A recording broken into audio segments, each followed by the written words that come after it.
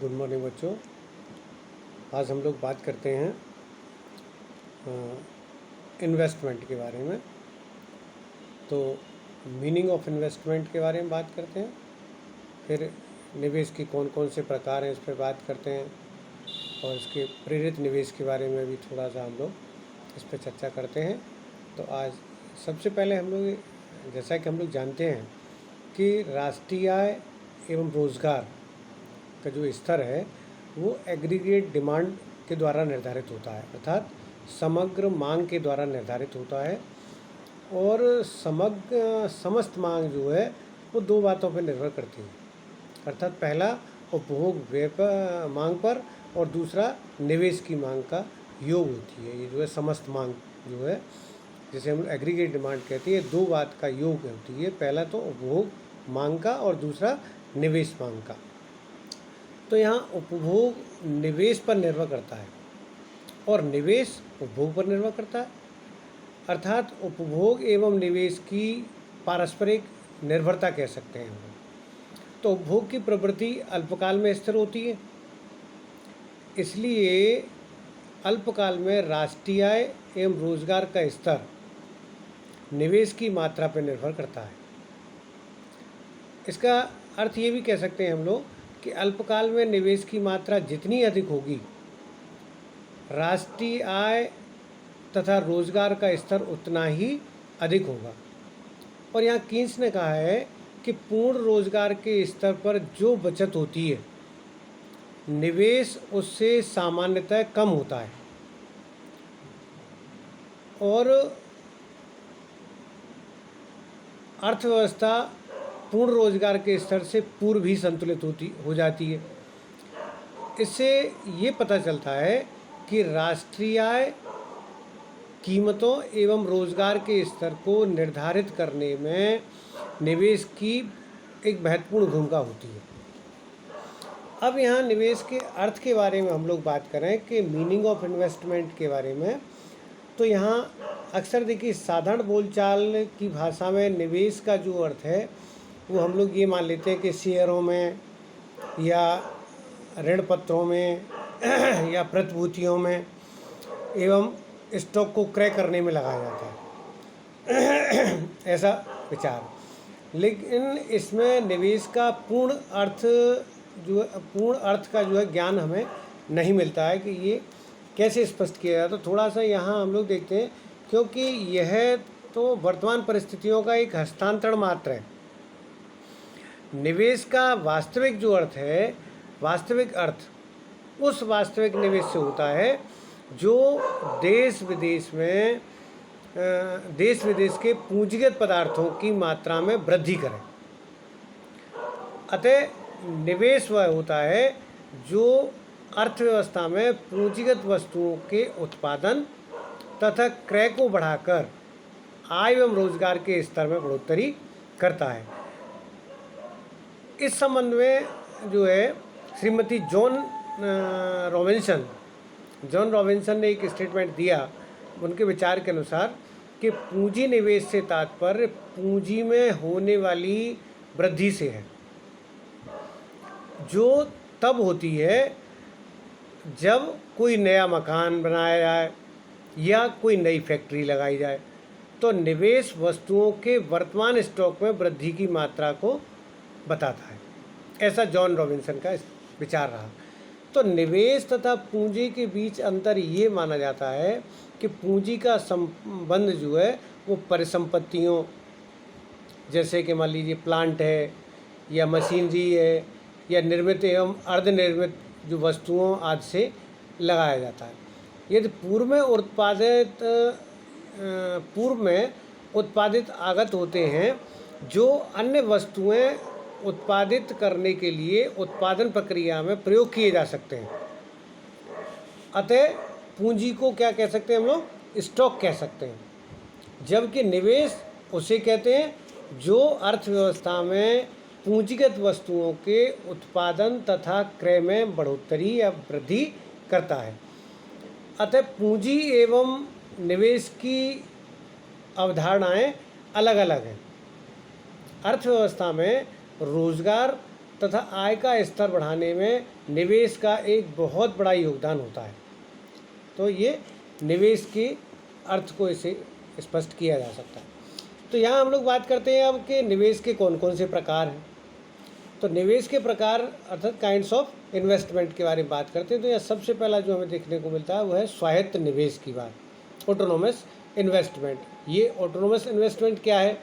स्वायत्त निवेश बिना हानि लाभ का ध्यान करते हुए या ध्यान किए हुए किया जाता है। सरकार के द्वारा जो सार्वजनिक कल्याण की बात की जाती है, सामाजिक कल्याण की बात की जाती है, अथवा विकास के उद्देश्य से अर्थव्यवस्था में जितने निवेश किए जाते हैं ये सभी स्वायत्त निवेश के अंतर्गत आते हैं। तो स्वायत्त निवेश आय के स्तर से स्वतंत्र होता है। हालांकि स्वायत्त निवेश आय स्तर एवं रोजगार के स्तर में वृद्धि करते हैं। सरकार के द्वारा जैसे सिंचाई की परियोजनाओं को लागू किया जाए, या बांध बनाए जाएं, या सड़कें बनाई जाएं, या अस्पताल बनाए जाएं, या स्कूल बनाए जाएं, या सुरक्षा व्यवस्था आदि पर जो खर्च किया जाता है, ये सब जो है बड़ी मात्रा में जो निवेश किया जाता है, ये तो देश की अवसंरचना को एक मजबूत या सुदृढ़ आधार प्रदान करने की बात है। तो स्वायत्त निवेश की मात्रा लगभग स्थिर रहती है। स्वायत्त निवेश का संबंध आय स्तर में वृद्धि के स्थान पर अनेक बहिर्जात घटक भी हो सकते हैं।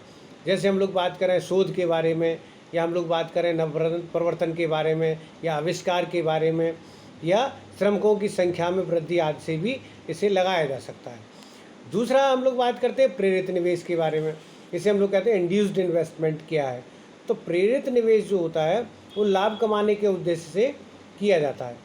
इसे लाभ या आय प्रायोजित निवेश कहा जा सकता है। यह प्रायः आय सापेक्ष होता है, अर्थात आय में वृद्धि होने पर प्रेरित निवेश की मात्रा में भी उसी हिसाब से बढ़ोतरी होती है। तो यहाँ निवेश का आय अनुपात औसत निवेश प्रवृत्ति अर्थात जिसे हम लोग कहते हैं एवरेज प्रोपेंसिटी टू इन्वेस्ट कहलाता है। और निवेश में परिवर्तन का आय में परिवर्तन से अनुपात सीमांत निवेश प्रवृत्ति कहलाता है, अर्थात मार्जिनल प्रोपेंसिटी टू इन्वेस्ट कहलाता है। तो ये प्रेरित निवेश के बारे में। अब हम लोग बात करते हैं कि एक निजी निवेश होता है, जिसे हम लोग कहते हैं प्राइवेट इन्वेस्टमेंट क्या है। तो निजी निवेश लाभ प्रत्याशाओं द्वारा प्रभावित होता है। इसे लाभ लोचशील अर्थात प्रॉफिट इलास्टिक भी कहा जाता है। निजी निवेश अक्सर इसमें दो घटक होते हैं, पहला ब्याज दर और दूसरा पूंजी की सीमांत उत्पादकता पर निर्भर करता है। अर्थात ब्याज दर कम होने पर तथा पूंजी की सीमांत उत्पादकता अधिक होने पर निजी निवेशों में बढ़ोतरी देखने को मिलती है। तो ये निवेश के बारे में। नेक्स्ट पॉइंट इसमें ये भी ले सकते हैं हम लोग कि सकल निवेश और शुद्ध निवेश क्या है, अर्थात ग्रॉस एंड नेट इन्वेस्टमेंट क्या है। तो ये देश में किए जाने वाले समस्त वास्तविक निवेशों का योग अर्थव्यवस्था का सकल निवेश अर्थात जिसे हम लोग ग्रॉस इन्वेस्टमेंट कह रहे हैं, ये ग्रॉस इन्वेस्टमेंट कहलाता है। ये जो है एक वर्ष में कुल पूंजी परिसंपत्तियों में वृद्धि के बराबर होते हैं। अर्थात सकल निवेश में से मूल्यह्रास और अप्रचलन व्यय को घटाने के पश्चात जो शेष बचता है उसे हम शुद्ध निवेश कहते हैं। और नेक्स्ट पॉइंट के तौर पे हम लेके चलें तो इसमें सरकारी निवेश की बात भी सामने आती है, जिसे हम लोग कहते हैं पब्लिक इन्वेस्टमेंट। तो पब्लिक इन्वेस्टमेंट के बारे में जब सरकारी निवेश और स्वायत्त निवेश भी हो सकते हैं तथा प्रेरित विनियोग भी हो सकते हैं। जब सरकार लाभ के उद्देश्य के बिना सामाजिक सेवाएं जैसे हम लोग बात करते हैं डाक सेवा की या पेयजल सुविधा की या स्वास्थ्य सेवा की, तो ये सब आदि में वृद्धि हेतु जो निवेश करती है तो यह स्वायत्त निवेश कहलाता है। बहुत से सार्वजनिक निवेश लाभ प्रेरित भी होते हैं। जैसे अक्सर वर्तमान या टेंडेंसी की लेके बात करें हम लोग तो वर्तमान प्रवृत्ति ये है कि कई सार्वजनिक निवेश जैसे रेलवे पे है या सड़क परिवहन पे है, इन पर आदि जो निवेश किए जाते हैं ये भी सरकार की आय में वृद्धि करते हैं। तो ये इस तरीके से इसके प्रकारों के बारे में हम लोग ये रहा। नेक्स्ट बात हम लोग करते हैं, प्रेरित निवेश को प्रभावित करने वाले कौन कौन से कारक होते हैं। तो इसमें दो हमारे सामने स्थितियां देखने को मिलती हैं।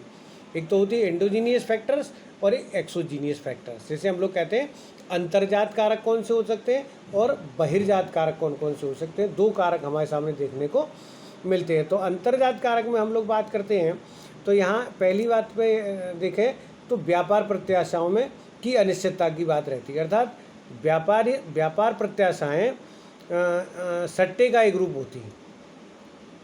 उद्यमी लाभ के उद्देश्य को लेकर व्यापार क्रियाएं संपन्न करते हैं, लेकिन लाभ एवं हानि को लगभग प्रत्याशा बराबर रहती है। इसमें व्यापार प्रत्याशा एवं बाजार की अपूर्णता के संबंध में प्रोफेसर हार्वे और जॉनसन ने यहाँ स्पष्ट लिखा है कि निवेश क्षमता वक्र अनिश्चितता के क्षेत्र के अंतर्गत होता है।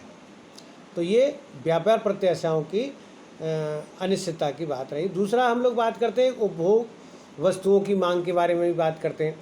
तो यहाँ निवेश का परिणाम जो होता है वो उत्पादन होता है तथा उत्पादन किए जाने का आधार उपभोक्ताओं द्वारा वस्तुओं और सेवाओं की मांग होती है। उत्पादन करने से पहले बाजार में उस वस्तु की वर्तमान एवं भावी मांग का अनुमान लगाता है। अधिक मांग होने पर अधिक निवेश होगा तथा भविष्य में या वर्तमान में कम मांग होने की प्रत्याशा प्रेरित निवेशकों में कमी का आधार भी बनती है। तो ये उपभोग वस्तुओं की मांग के बारे में हम लोग ऐसे मान सकते हैं। तीसरी बात हम लोग लेकर के चलें कि आय का स्तर है। देश में रोजगार एवं आय का स्तर भी निवेश निर्धारित करता है, किए जाने का एक बड़ा आधार मान सकते हैं। ये देश में आय वितरण समान है तथा आय स्तर ऊंचा है तो वस्तुओं और सेवाओं का अधिक उपयोग किया जाएगा, जिसके लिए उत्पादन का स्तर बढ़ाएगा तथा इसके लिए प्रेरित निवेश का स्तर भी बढ़ाना पड़ेगा। तो आय में और आय के अधिक असमान वितरण की दशा में निवेश स्तर गिरता है, क्योंकि मध्यम और निम्न वर्ग अधिक वस्तुओं और सेवाओं का उपभोग नहीं कर पाते हैं। चौथी बात के तौर पे हम लोग लेकर के चलें तो पूंजीगत वस्तुओं का जो उपलब्ध स्टॉक है, इस पर भी थोड़ा सा विचार करते हैं। तो वर्तमान में पूंजीगत वस्तुओं का स्टॉक का पूर्ण उपयोग ना होने की स्थिति में वर्तमान में हम लोग ये कहते हैं कि वर्तमान में पूंजीगत वस्तुओं का स्टॉक कम होने की दशा में प्रेरित निवेश का स्तर भी नीचा रहता है। अब हम लोग बात करते हैं बहिर्जात कारणों की। जैसे हम लोग बात कर रहे हैं कि एक्सोजीनियस जो फैक्टर्स हमारे सामने देखने को मिलते हैं, तो इसमें सबसे पहले जो बात आती है वो है सरकार की आर्थिक नीतियों के बारे में। तो यहाँ किसी भी अर्थव्यवस्था में निवेश के स्तर का वहाँ की सरकार की आर्थिक नीतियों का प्रभाव पड़ता है, और यदि सरकार आर्थिक नीतियों के माध्यम से उद्योगों को प्रोत्साहन देती है या अवस्थापना विकास के उपाय अपनाती है तो निवेश प्रोत्साहित होते हैं। नेक्स्ट पॉइंट के तौर पे हम लोग लेकर के चलें वस्तुओं की कीमतें एवं प्रतिफल के बारे में। तो यहाँ वस्तुओं की कीमत का वह स्तर जिस पर उत्पादकों को अधिक प्रतिफल अर्थात रिटर्न मिलता है या भविष्य में अधिक प्रतिफल मिलने की संभावना होती है, तो प्रेरित निवेशों में बढ़ोतरी देखने को मिलती है। तीसरी बात नवप्रवर्तन और आविष्कार और नवीन उत्पादन के बारे में बात करते हैं हम लोग। तो जनपद में या उत्पादन में तकनीकी प्रगति के परिणामस्वरूप एवं नवप्रवर्तन तथा आविष्कारों के माध्यम से नई उपयोगी वस्तुओं का उत्पादन होता है, तो प्रेरित निवेश बढ़ेंगे, क्योंकि तकनीकी प्रगति के परिणामस्वरूप कम कीमत होने वाली वस्तुओं का अधिक मात्रा में उत्पादन किया जाता है। इससे वस्तुओं की जो समग्र मांग है उसमें बढ़ोतरी देखने को मिलती है और उद्योगों की नई फर्म पूंजी परिसंपत्तियों में निवेश के लिए प्रेरित करती हैं। इसके बाद हम लोग बात करते हैं उपभोग प्रवृत्ति के बारे में। तो प्रेरित विनियोग का उपभोग की प्रवृत्ति से सीधा संबंध होता है। आय में वृद्धि होने पर उपभोक्ता की मांग में वृद्धि होती है और उत्पादन में वृद्धि हेतु सामान्यतः निवेश स्तर में भी वृद्धि होती है। परंतु यदि बचत प्रवृत्ति अधिक है तो निवेश के लिए साधन उपलब्ध होने के बावजूद निवेशों में कमी देखने को मिलेगी। तो ये सब जो हम लोग फैक्टर्स पढ़ रहे हैं, प्रेरित निवेश को प्रभावित करने वाले जो जो कारक रहे हैं, तो इसके अतिरिक्त भी यदि हम विचार करके चलें तो यहाँ जनसंख्या की वृद्धि दर और देश में क्षेत्रीय असमानता की स्थिति और लागतों का स्वरूप तथा देश में राजनीतिक वातावरण आदि कई ऐसे कारक भी हैं जो प्रेरित निवेश की गति को निर्धारित करते हैं। इसके बाद हम लोग नेक्स्ट पे बात करेंगे। थैंक्स।